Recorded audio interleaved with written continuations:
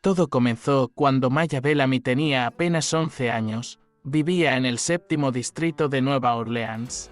Un lugar donde las aceras estaban agrietadas y los sueños parecían romperse tan fácilmente como los cristales de las ventanas viejas. Maya era hija única de Camilla, una camarera que trabajaba dobles turnos en un restaurante del barrio y que cada noche, antes de dormir, se sentaba con su hija a repasar discursos y leer artículos sobre justicia social, mientras otras niñas de su edad jugaban con muñecas o miraban videos de moda. Maya escribía en un cuaderno desgastado, ensayando frente al espejo con una linterna como micrófono.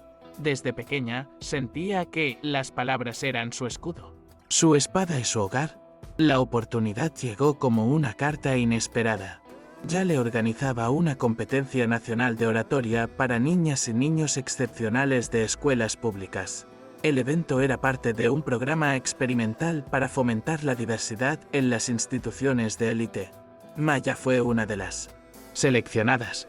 Su madre, al leer el sobre con el sello de la universidad, lloró en silencio. «Vas a hablar donde nunca quisieron escucharnos, mi amor», le dijo, alisándole el cabello con las manos ásperas de tanto lavar platos.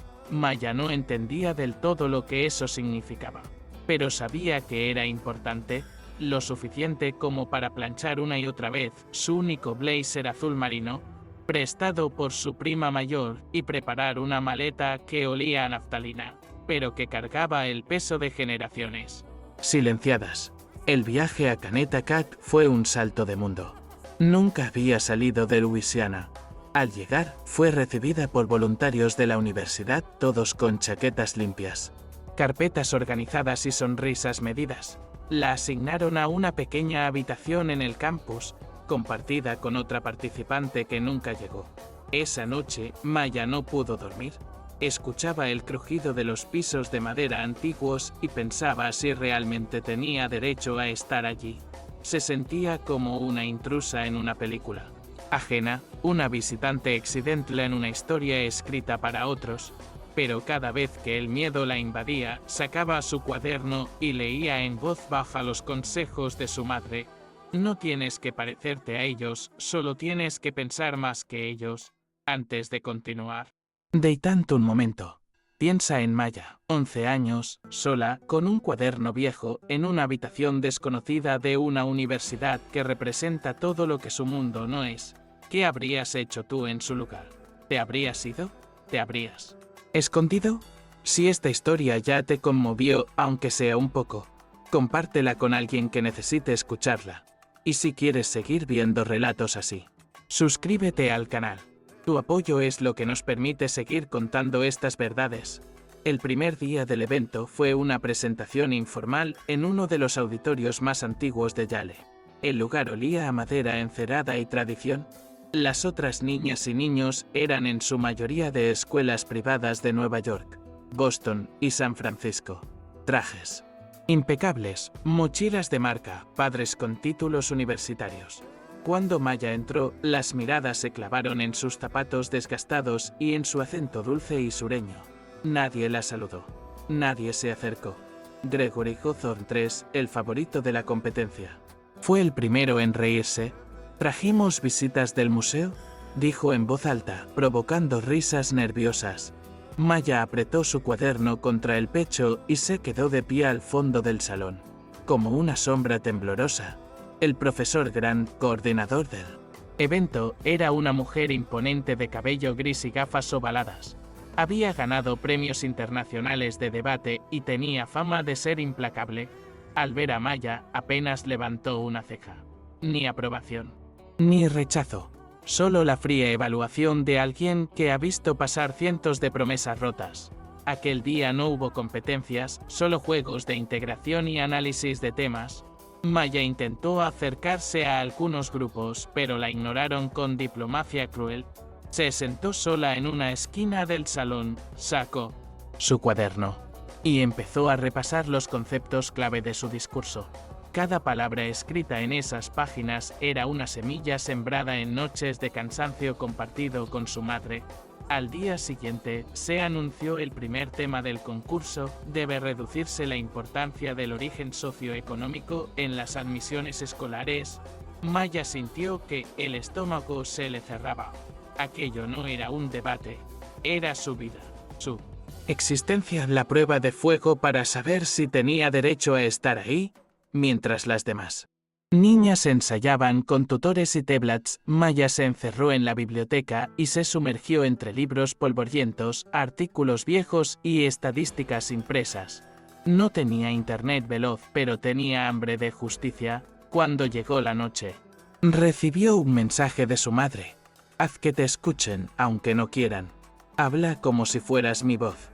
Maya lloró en silencio, sin hacer ruido, como si cada lágrima le limpiara la garganta.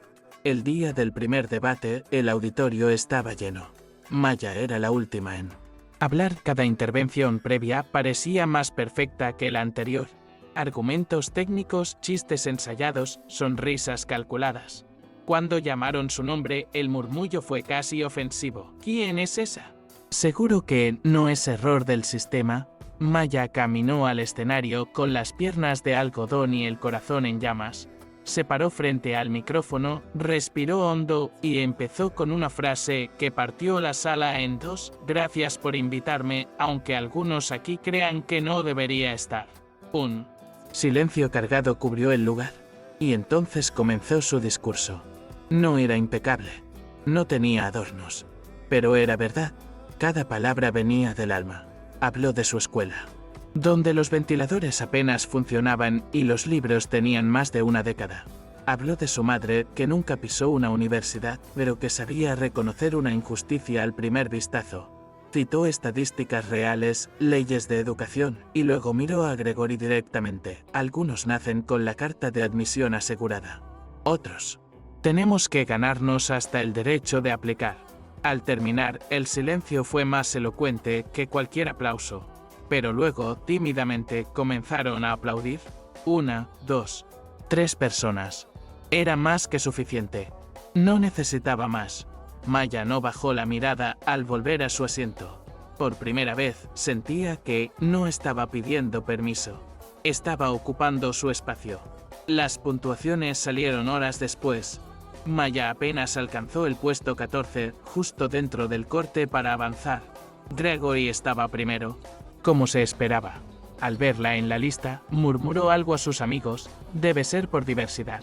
Lástima que el talento no se mide con cuotas. Maya lo escuchó. No reaccionó, volvió a su habitación y, en lugar de llorar, volvió a estudiar.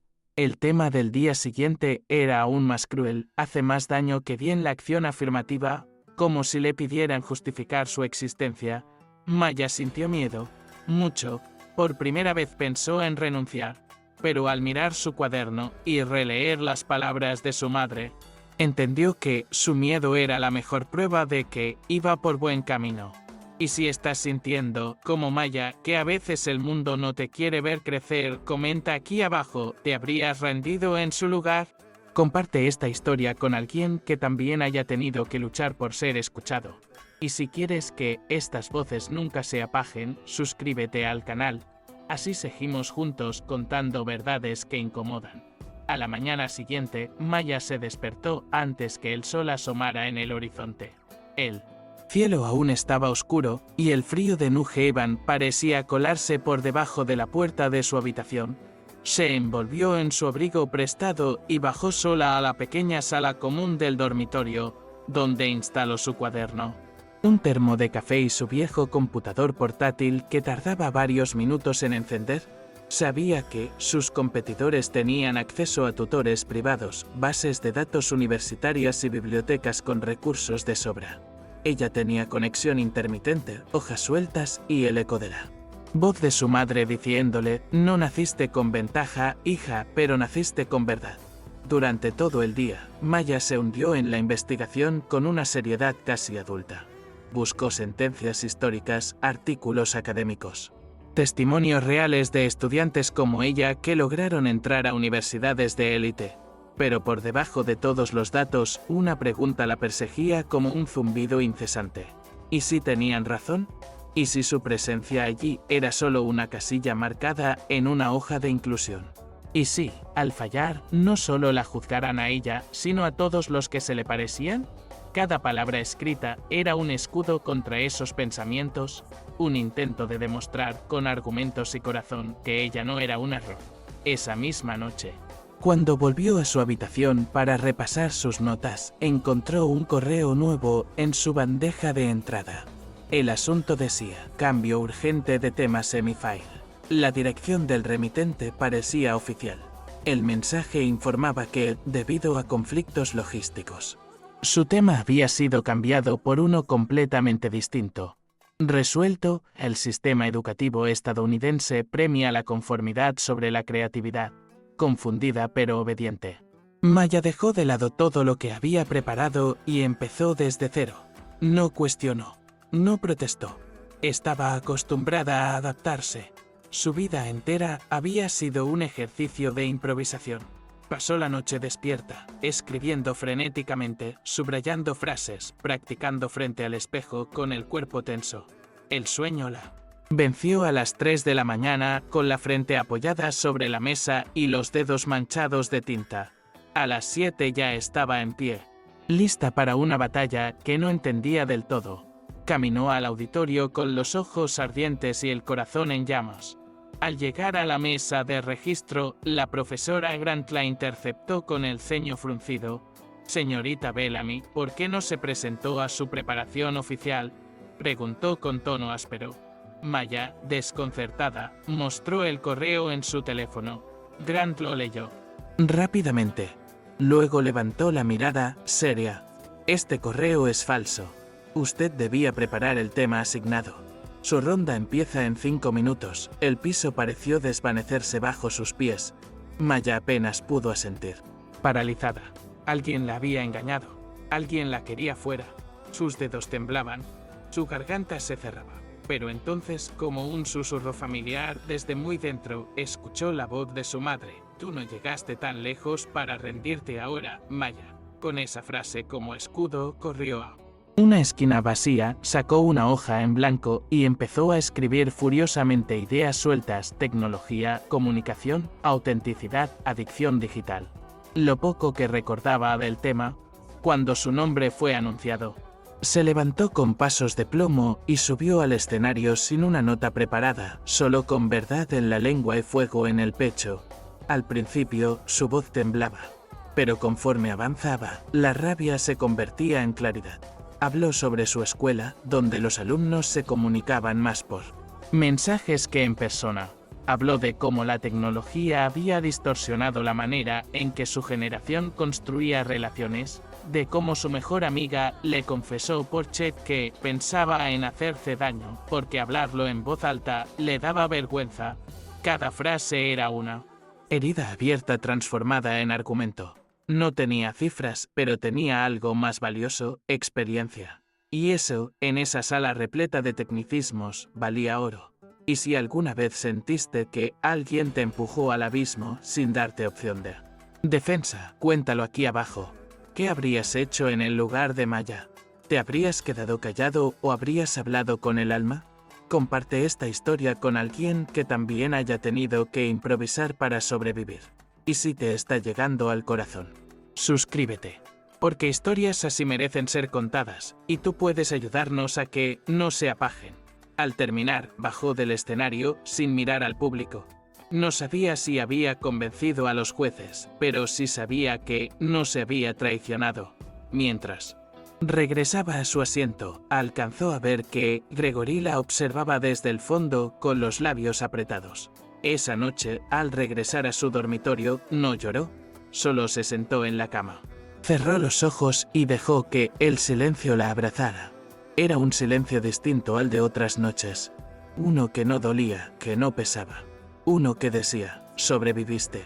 A la mañana siguiente, vio su nombre en el tablón de clasificados. Maya Bellamy, puesto número 5. Había pasado a la semifinal. Y esta vez nadie pudo decir que fue suerte. Esa misma tarde, mientras revisaba apuntes en la biblioteca, una sombra se posó sobre su cuaderno. Era la profesora Grant.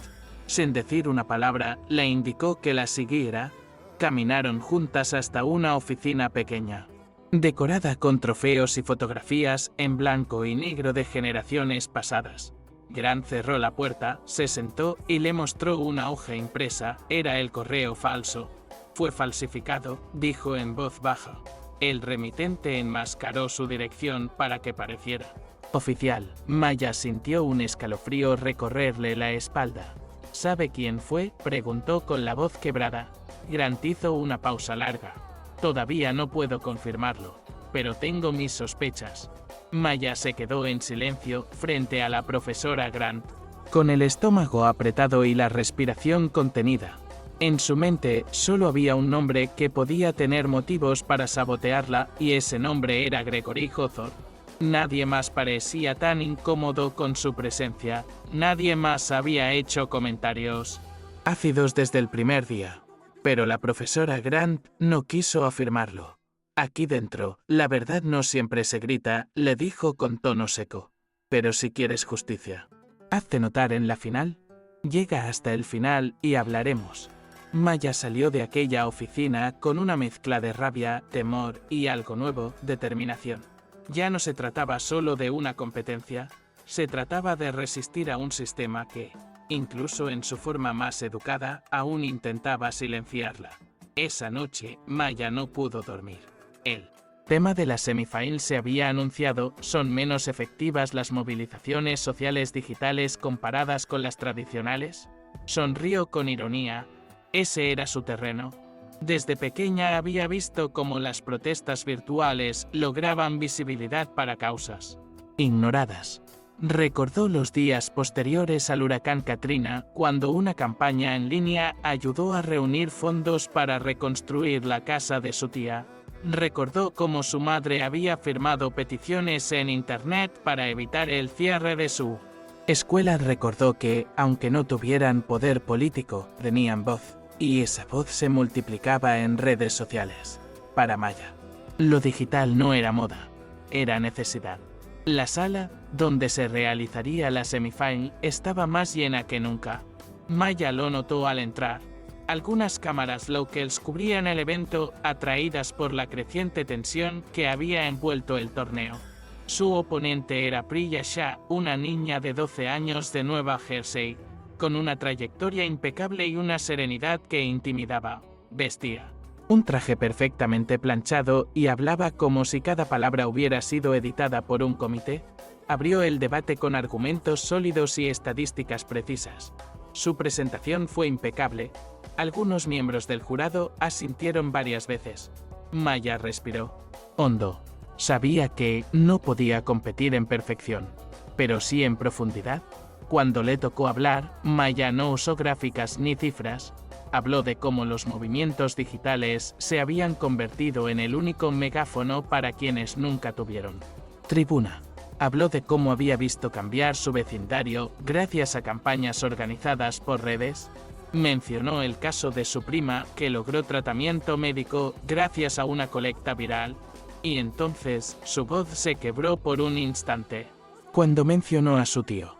Mi tío murió esperando ayuda tras Katrina, dijo. Pero fue gracias a donaciones en línea que mi familia pudo empezar de nuevo. En ese momento, el silencio en la sala fue total. No por pena, sino porque nadie podía cuestionar una verdad dicha con tanto dolor y firmeza. Cuando el debate terminó, el jurado tardó varios minutos en regresar. Maya se quedó sentada, con las manos entrelazadas, mientras sentía las miradas encima de ella. Algunos aún la miraban con escepticismo, pero otros por primera vez con respeto. Cuando anunciaron el veredicto, Maya no reaccionó de inmediato. El nombre Maya Bellamy salió de la boca del moderador como una campana. Había ganado. Estaba en la final. Se levantó despacio, no para celebrar, sino para sostenerse. Caminó fuera del auditorio y se sentó sola en un banco de piedra. Sus ojos se llenaron de lágrimas, pero no cayó ni una. No era momento de quebrarse. Era momento de resistir. Había una batalla más por pelear. Unas horas más tarde, mientras revisaba sus notas, la profesora Grant se le acercó nuevamente. Con voz baja, casi confidencial, le dijo: prepárate. La final no será solo sobre argumentos. Hay más en juego de lo que ves. Maya la miró confundida, pero la profesora no explicó más. Lo entendió minutos después, cuando vio la pizarra con el anuncio oficial. El finalista era Gregory Hawthorne. Gregory contra Maya. El favorito contra la intrusa. La narrativa se escribía sola. La sala se llenaría. La tensión sería máxima. Y lo más probable es que los jueces estuvieran divididos. Maya cerró los ojos. No podía pensar en eso. Solo podía hacer lo que había hecho desde el inicio, hablar con la verdad. La noche anterior a la final, Maya no durmió. Releyó cada una de sus intervenciones anteriores. Ensayó delante del espejo. Reescribió su introducción 3 veces. Pero lo que realmente la sostuvo fueron las palabras que su madre le dejó por mensaje esa noche. Tú no tienes que ganarle a nadie, solo tienes que hablar como si el mundo necesitara escucharte. Esa frase le encendió algo en el pecho. En lugar de prepararse para derrotar a Gregory, decidió prepararse para decir lo que nadie más diría. Iba a hablar de integridad, iba a hablar de poder, pero, sobre todo, iba a hablar de lo que pasaba cuando una niña como ella lograba llegar a un escenario que no fue construido para recibirla. La mañana de la final amaneció gris y fría. Las nubes colgaban bajas, como si el cielo también sintiera la tensión. Sanders Auditorium estaba repleto. Profesores, exalumnos, periodistas, incluso cámaras nacionales. Algunos ya hablaban del fenómeno Maya, otros lo llamaban una linda anécdota, pero Maya sabía que para muchos, su victoria representaría una amenaza. Al entrar, sintió la presión de cada mirada, de cada susurro. Gregory ya estaba en su lugar, rodeado de sus compañeros, con su traje de diseñador y su sonrisa segura. Cuando la vio, apenas le sostuvo la mirada. Ella, en cambio, lo miró sin temor, porque en ese momento Maya comprendía algo que él no se trataba de ella contra Gregory, se trataba de ella contra todo lo que Gregory representaba. El tema fue proyectado en la pantalla principal. Resuelto, las instituciones tradicionales son los mejores guardianes de la integridad académica. Maya casi se rió. Era perfecto. El escenario, el contexto, el sistema, todo encajaba. Ella ya sabía lo que diría. No necesitaba memorizarlo. Lo había vivido. Lo había sufrido. Era una verdad tatuada en su piel. No una opinión. Sabía que Gregory citaría estudios, autoridades y frases impactantes. Pero también sabía que él no conocía la experiencia de ser cuestionado solo por existir. De ser considerado un error por atreverse a entrar por una puerta que otros creían exclusiva. Ese era su poder. Y estaba lista para usarlo. Gregory fue el primero en hablar. Subió al podio como si lo hubiera hecho 1000 veces. Saludó al jurado. Agradeció a la audiencia y comenzó su discurso con una anécdota sobre la historia de Yale y su compromiso con la excelencia académica.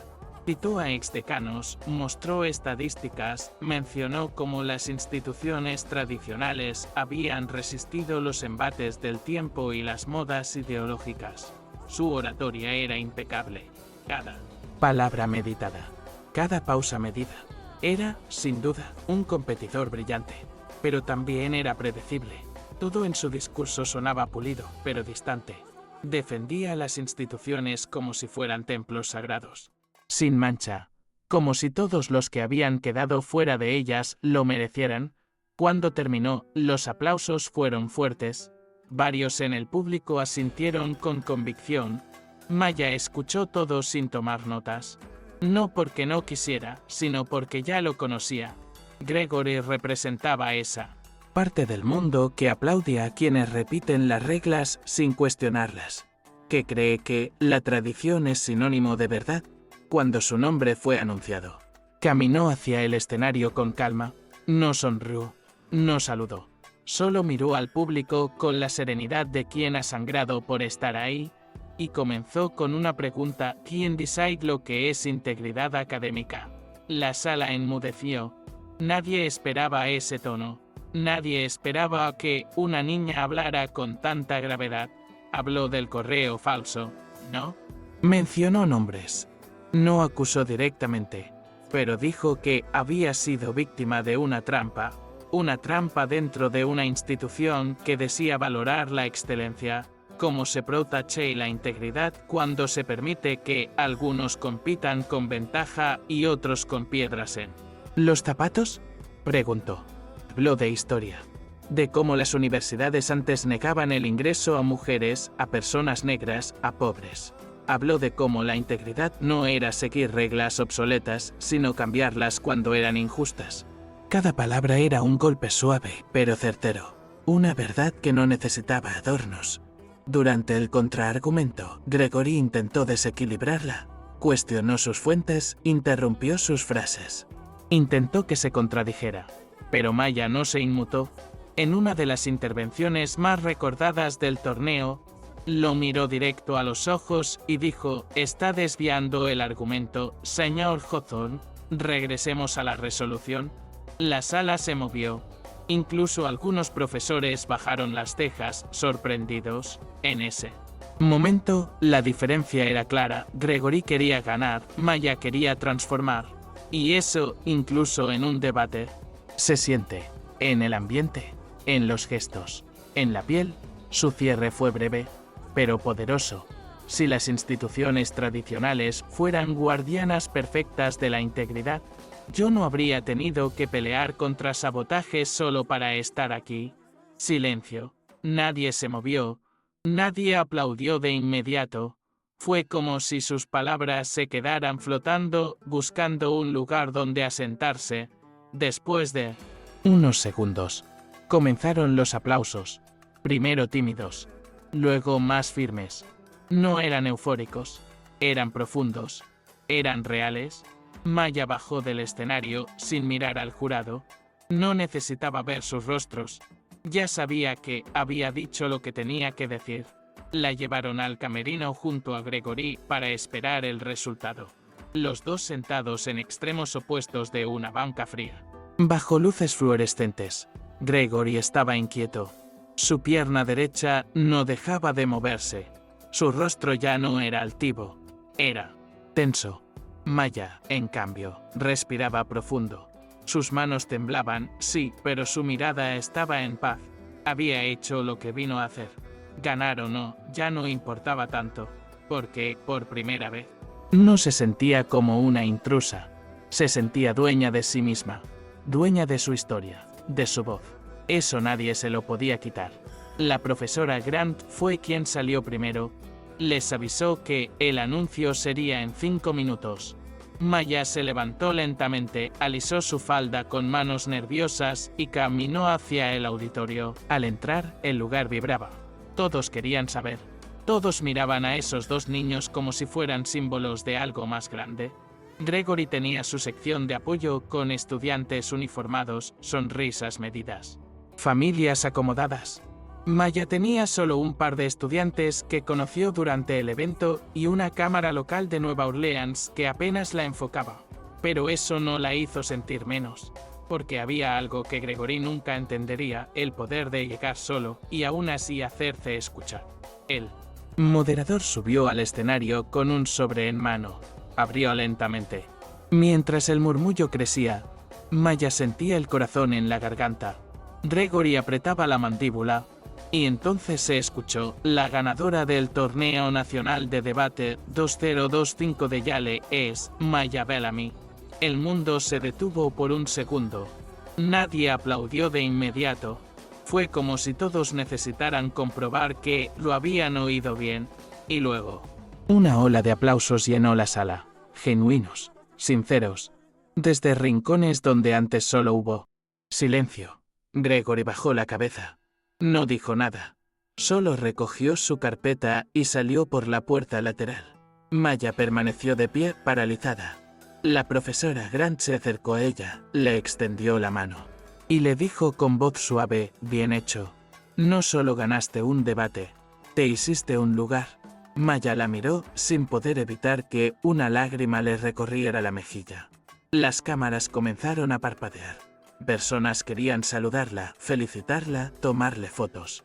Pero ella solo pensaba en una cosa, en su madre, en Su barrio, en las noches de estudio a la luz de una linterna.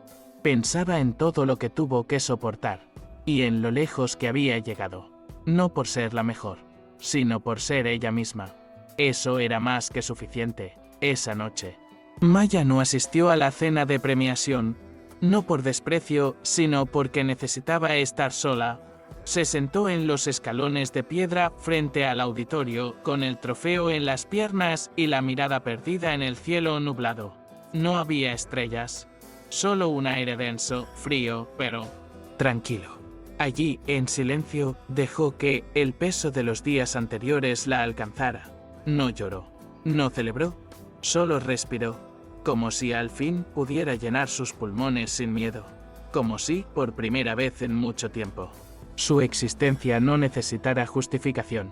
Sentada allí, entendió que no había vencido a Gregory. Había vencido a la idea de que no pertenecía. La profesora Grant se acercó en algún momento.